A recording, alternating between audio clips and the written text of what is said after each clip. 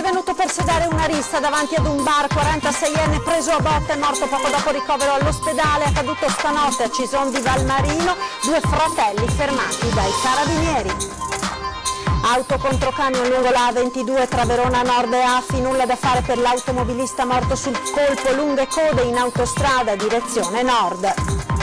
Messaggini e baci ad un alunno di quinta elementare, maestra nei guai a denunciare l'accaduto ai genitori dopo aver scoperto la chat, la procura di Vicenza indaga per violenza sessuale. 13 telefoni cellulari scoperti all'interno del carcere di Belluno erano nascosti all'interno dei muri e dentro le saponette, indagano i carabinieri. Niente ZES, zone economiche speciali a Venezia, e Chioggia, lunedì comuni ed associazioni manifesteranno a Roma davanti al Ministero del Mezzogiorno. Commercianti contro gondolieri per la questione degli spazi al mercato di Rialto e così la questione dei posti barca si trasforma in una guerra. 19ª tappa del Giro d'Italia con partenza da Treviso, seconda giornata di festa nella Marca, a breve la partenza della gara da strada ovest, migliaia assiepati lungo il percorso e tra poco ore 13 speciale su Antenna 3. Buona giornata, ben ritrovati con la prima edizione dei nostri telegiornali. L'avete sentito dai titoli, in primo piano un omicidio è accaduto questa notte in una frazione di Cison di Valmarino in provincia di Treviso. A perdere la vita un uomo di 46 anni, ma ci aggiorna in diretta telefonica Francesca Bozza con tutti i dettagli. Buongiorno Francesca. Sì, buongiorno a te, buongiorno a chi da casa ci sta seguendo. Cison di Valmarino si è svegliato sotto shock per quanto accaduto ieri sera nel bar al Bacaro. Una rissa che Alessandro Sartor, 46 anni, avrebbe cercato di sedare, avrebbe cercato di riportare la pace tra vari gruppetti che, a quanto si sta ricostruendo, si sarebbero affrontati con toni forti, in una serie di liti che appunto Alessandro Sartor avrebbe cercato di calmare, di sedare. Si è trovato in mezzo, sarebbe stato colpito con calci e pugni e sarebbe poi caduto a terra. Inutili soccorsi del suo immediatamente intervenuto, Sartor è morto poco dopo per le ferite riportate. Come detto, Cison è un paese sotto shock, che fatica a credere a quanto accaduto. Tutti descrivono la vittima come una persona buona, dall'animo gentile, sempre disponibile con tutti, pronto ad aiutare chiunque lo chiedesse. Chi lo conosce dice ieri sera probabilmente ha cercato di riportare la calma, di sedare gli animi, e questo gli è costato la vita. Al momento nel comando dei carabinieri di Cison di Valmarino ci sarebbero 2 persone, i presunti responsabili di quanto accaduto. Se ci sono ulteriori aggiornamenti, se ho delle novità, chiederò di nuovo la linea. Se non ci sono domande restituisco la linea allo studio. Sì, grazie a Francesca Bozza. Naturalmente nel corso delle prossime edizioni dei nostri telegiornali tutti i dettagli su questo omicidio a Cison di Valmarino. Continuiamo con la cronaca, perché c'è stato un tragico incidente mortale questa mattina in autostrada lungo la A22 del Brennero. Una persona è morta nello scontro tra una vettura ed un mezzo pesante tra Verona Nord ed Affi nella carreggiata direzione nord, direzione Bolzano. Inutili soccorsi dei sanitari del 118 intervenuti con l'elicottero. Purtroppo per l'automobilista non c'è stato nulla da fare. Ci sono stati anche disagi alla circolazione con lunghe code nella carreggiata nord della A22 del Brennero. Interrompiamo ora per un attimo questa pagina pagina di cronaca per collegarci in diretta con Treviso. Oggi è una giornata importante per la città, con la partenza proprio da Treviso della 19ª tappa del Giro d'Italia, seconda giornata di festa per la Marca dopo che ieri la carovana rosa aveva attraversato tutta la provincia da Sella Fadalto fino a Zerobranco per arrivare poi a Santa Maria di Sala. Oggi la tappa appunto Treviso-San Martino di Castrozza, a brevissimo la partenza della corsa da strada ovest, migliaia di persone assiepate lungo il percorso, e tra poco a partire dall'una una versione speciale di ore 13 che andrà appunto in onda in diretta proprio dalla città di Treviso in occasione di questo speciale evento. Colleghiamoci subito con Treviso, abbiamo in diretta Pier Giorgio Paladin con Paolo Bottero, collegati appunto da Treviso, li vedo. Eccoci, buongiorno Pier Giorgio. Ciao Marta, buongiorno telespettatori. Questa giornata rosa che fortunatamente insomma, ha portato anche il sole, veramente qui c'è un clima di grandissima attesa per questa tappa che tra l'altro sembra essere fondamentale anche ai fini dei risultati. Comunque Treviso sta dimostrando che accoglie il Giro d'Italia sempre con grandissimo calore, con grandissima attesa, grandissima partecipazione. Qui con me tra l'altro ho un ospite che è un appassionato di ciclismo anche se arriva dal mondo del basket, Paolo Vozzoler, presidente di Treviso Basket. Paolo, tu che sei uomo di sport, che cosa significa il Giro a Treviso?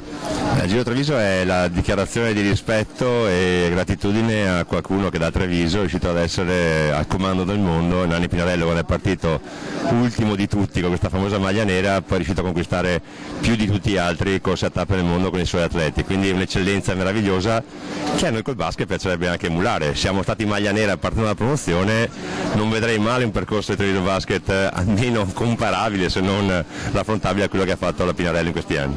Allora, noi ovviamente incrociamo le dita a questa tappa che tra l'altro per la seconda volta vede passare il Giro d'Italia nel mitico San Boldo. Per chi l'avesse mai fatto è un passo incredibile, realizzato durante la prima guerra mondiale, un luogo storico del Giro, e quindi dà ancora un significato maggiore a questa giornata. Comunque io con un sacco di ospiti vi aspetto in diretta dalle 13 alle 14 per un'ora e 13 speciale a parlare di questo Giro d'Italia, con veramente ci saranno tanti personaggi sia del mondo dello sport che della politica che dell'imprenditoria.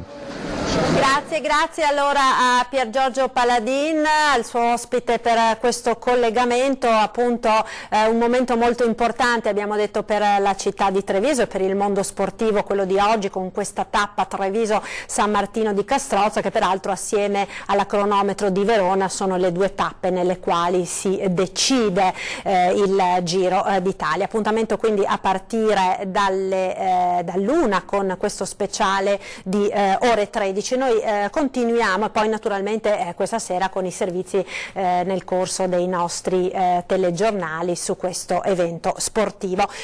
Continuiamo ora con la cronaca, perché lunedì prossimo 3 giugno sarà una giornata importante per tutti i rappresentanti delle categorie economiche e per il mondo politico del Veneto, del Rodigino, del Veneziano, che si recheranno in massa a manifestare a Roma davanti al Ministero del Mezzogiorno. La contestazione scaturisce dal fatto che il Ministro per il Sud, Barbara Lezzi, ha dichiarato durante un'intervista a Radio 24 di voler istituire le zone economiche speciali anche a Venezia e Rovigo, ma contrariamente a quanto affermato avrebbe cambiato idea, dimostrando di non essere più intenzionata a valorizzare questi territori. Infatti dal piano industriale elaborato da Confindustria emerge che nel solo comune di Venezia e nei comuni della provincia di Rovigo sarebbero disponibili 385 ettari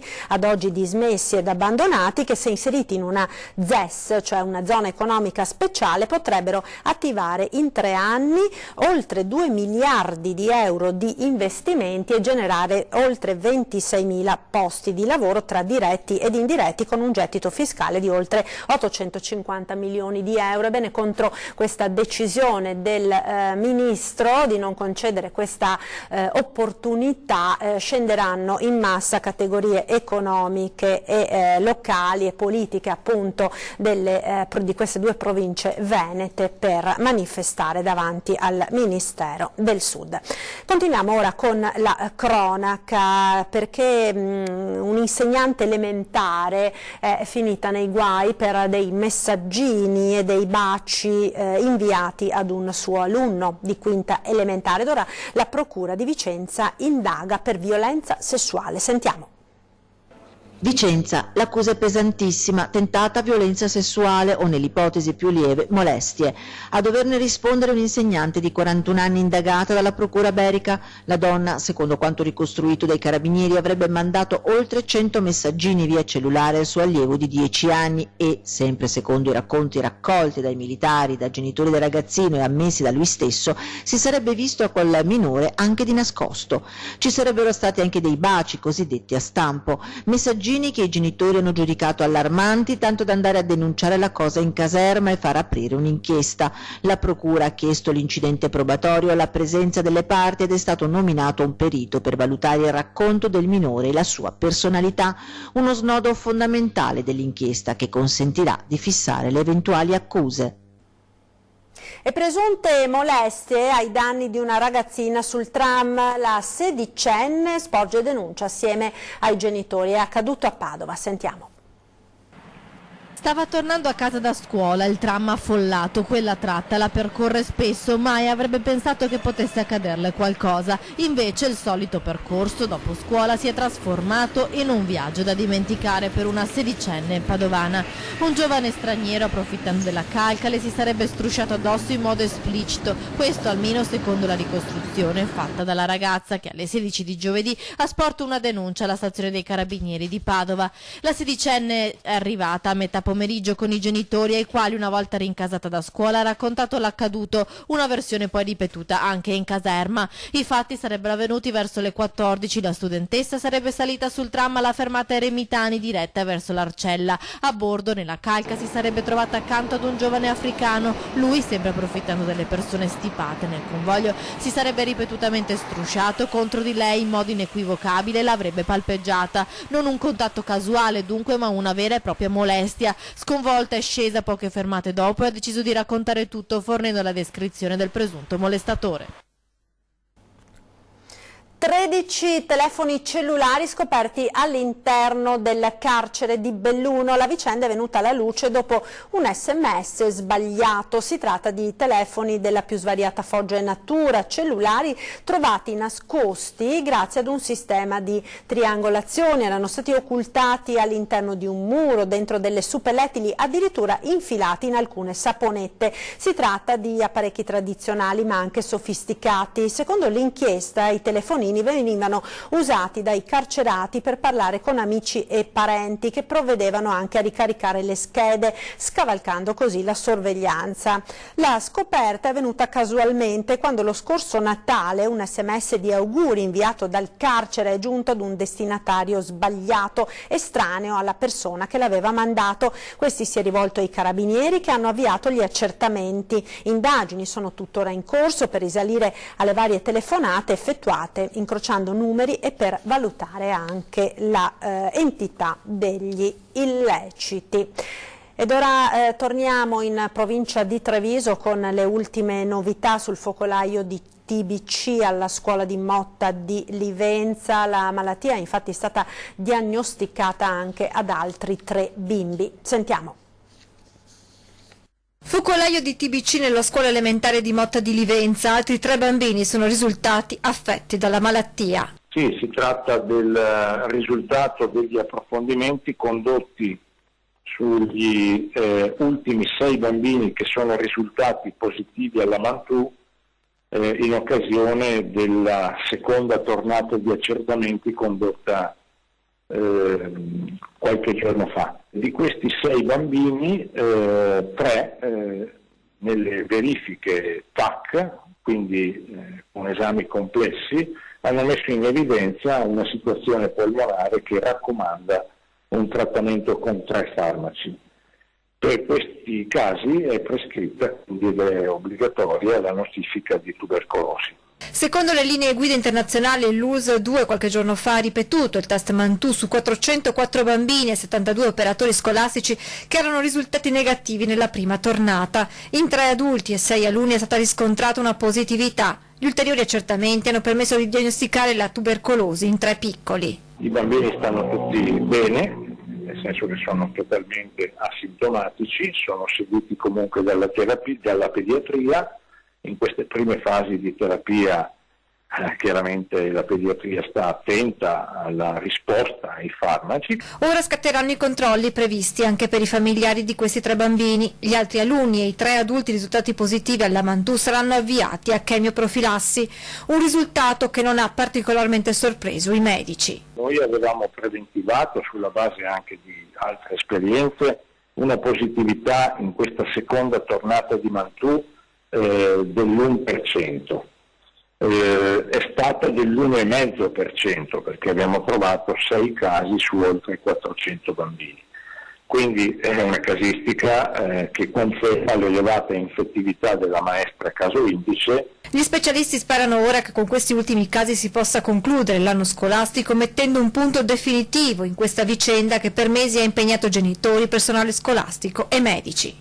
Io credo che siamo alle battute finali di questo molto importante focolaio epidemico, ci siamo ulteriormente confrontati con l'Istituto Superiore di Sanità e con la Regione anche per questi ultimi casi. Il quadro è ormai chiaro, si tratta di uno dei focolai epidemici più importanti nel nostro paese dell'ultimo decennio. A Venezia ora commercianti contro gondolieri per la questione degli spazi al mercato di Rialto. Sentiamo tutto da Ilaria Marchiori. Buongiorno Ilaria. Buongiorno da Venezia, una raccolta firme al mercato di Rialto è stata promossa dai commercianti che chiedono che lo spazio sulla riva accanto all'ecocentro torni ad uso delle barche da trasporto della loro merce. Tutti gli operatori si stanno attivando per sommergere gli uffici comunali di firme, soprattutto i pescivendoli e i fruttivendoli che sono sul piede di guerra. Prima lo spazio era dedicato alle loro barche, poi con la ristrutturazione dell'area è stato invece concesso ai gondolieri. E proprio loro giorni fa hanno presentato un esposto sulla presenza delle barche dei commercianti e i vigili hanno presidiato la zona combinando 300 euro di multa ad un fruttivendolo di Sant'Erasmo che aveva appunto ormeggiato la propria imbarcazione. Altro che idee per un mercato futuro è stata la denuncia del portavoce dei pescivendoli durante una riunione dell'associazione Rialto Novo. Se la logica vuole che non vi siano aree di carico e scarico continua, possiamo subito chiudere tutti e non perdere tempo. Siamo alle situazioni paradossali e mi piacerebbe sapere con quale idea e strategia urbana, conclude, lo spazio è stato destinato a scopi diversi dal carico e dallo scarico del mercato. Da Venezia è tutto, restituisco la linea allo studio. Ed ora noi ci fermiamo per qualche istante, linea alla regia per la pubblicità, tra poco restate con noi.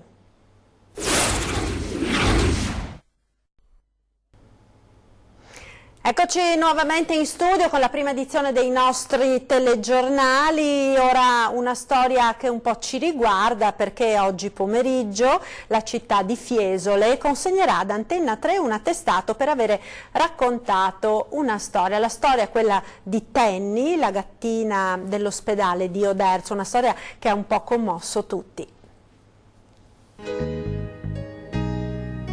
Casa sua è questa, lei ha scelto la casa dell'ospedale e per cui è qua. Questa è la storia di Tenny, gatta che non si è fatta adottare da una famiglia per stare all'entrata dell'ospedale di Oderzo. L'avevamo raccontata così, poco meno di un anno fa, la vicenda di Tenny, la gattina che viveva all'entrata dell'ospedale di Oderzo.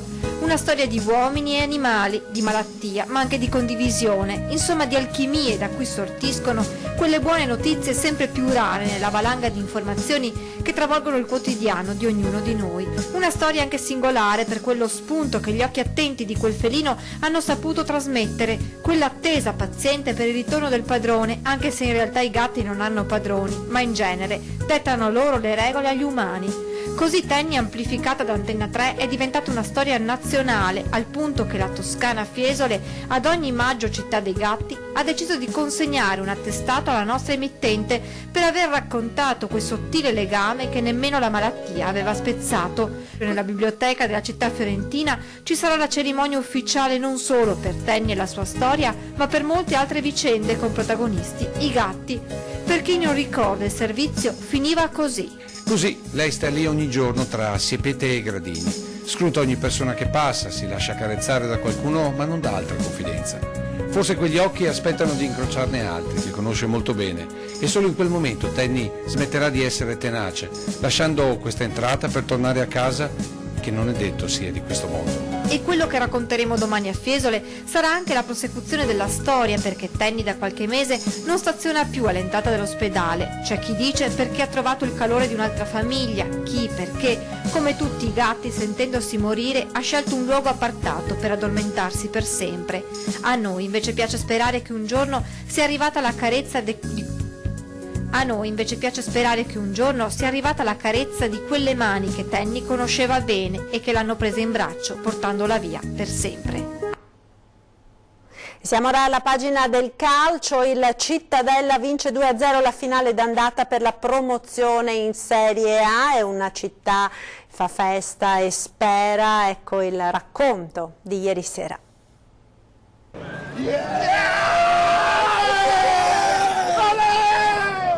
2-0, una vittoria che alla vigilia pareva quasi impossibile e invece così il sogno del Cittadella continua. La promozione in A ora è alla portata, la gara di ritorno della finale, domenica sera alle 21:15 a Verona, è tutta da giocare per i Granata. La partita inizierà con un quarto d'ora di ritardo, all'Arena infatti domenica pomeriggio arriva anche il Giro d'Italia e chissà che non porti fortuna all'Alta Padovana, terra di ciclisti.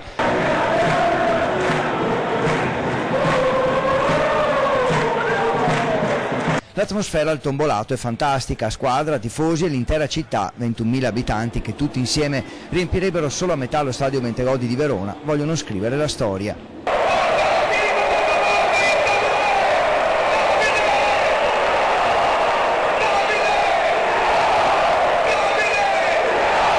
I 7.000 spettatori, circa un migliaio di veronesi, arrivano tutti a piedi o in bicicletta e può accadere solo qui. Famiglie, bambini, addirittura scolaresche, un clima di serenità misto a grande attesa. C'è l'atmosfera giusta, quanto finisce la partita?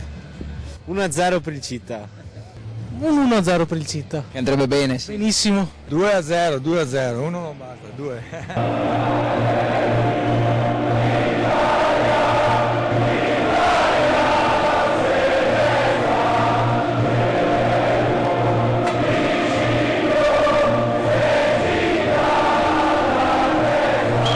Inizia la partita, in città cala il silenzio, la piazza è deserta, solo il municipio fa capire dove siano tutti, allo stadio o nei 3 o 4 locali aperti, dove trova rifugio chi non è riuscito ad acquistare i biglietti. Ma come tutto l'ambiente del Cittadella, anche il tifo è pacato, qualche accompagna le occasioni, per il resto tutti parlano a voce bassa, c'è quasi paura di disturbare la squadra che gioca a 800 metri dal centro. C'è anche chi è arrivato da Bassano ma non ha trovato i biglietti, all'intervallo è 1-0 ma non basta. Non abbiamo trovato i biglietti, è andato tutto in sold out, quindi siamo venuti qua, speravamo ci fosse più gente in piazza, però... infatti non c'è molta gente, voi sono tutti allo stadio. Quindi speravamo ci fosse più gente, però va bene così. Dai. 1-0 basterà? No, secondo me no. Poi il ritorno a Verona è duro. Sarebbe un sogno che si realizza. Speriamo almeno un altro gol come minimo. Poi ad accendere speranze e addirittura certezze il raddoppio, 2-0, adesso il sogno può continuare.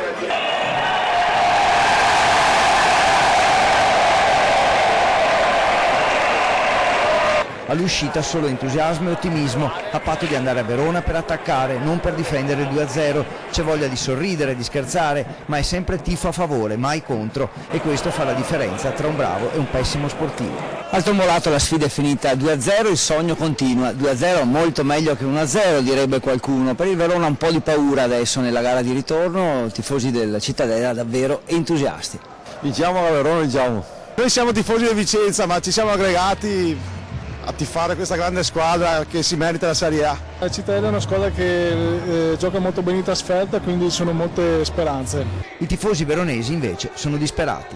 2-0 è un disastro, però ci crediamo al 20 gol, ci crediamo. Forza Città!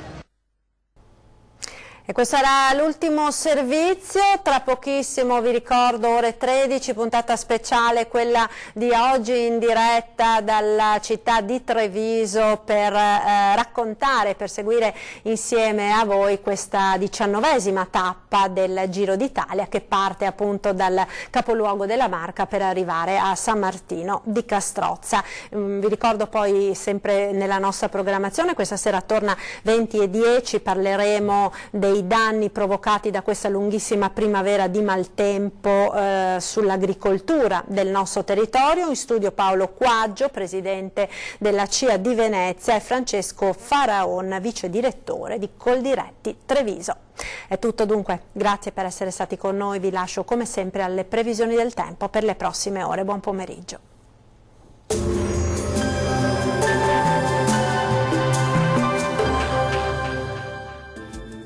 Ben ritrovati al meteo. Pressione in aumento sull'Italia e dunque sulle nostre regioni. La giornata di venerdì 31 maggio sarà all'insegna di un tempo decisamente più stabile rispetto ai giorni scorsi.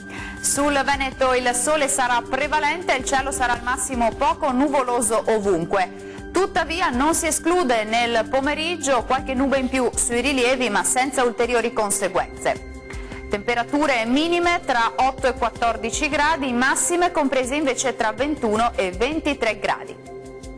Ci spostiamo ora sul Friuli Venezia Giulia, anche qui il tempo sarà asciutto e stabile pressoché dappertutto, sarà infatti una bella giornata di sole e il cielo sarà sereno o al massimo con presenza di poche nubi a carattere sparso. Temperature minime tra 9 e 15 gradi, massime comprese invece tra 20 e 23 gradi. Raggiungiamo infine il Trentino Alto Adige, poche novità, anche qui sarà soleggiato dappertutto e il cielo si presenterà al massimo poco nuvoloso. Temperature minime tra 11 e 12 gradi, massime tra 23 e 24 gradi circa. Bene, questo aggiornamento è giunto al termine. Arrivederci.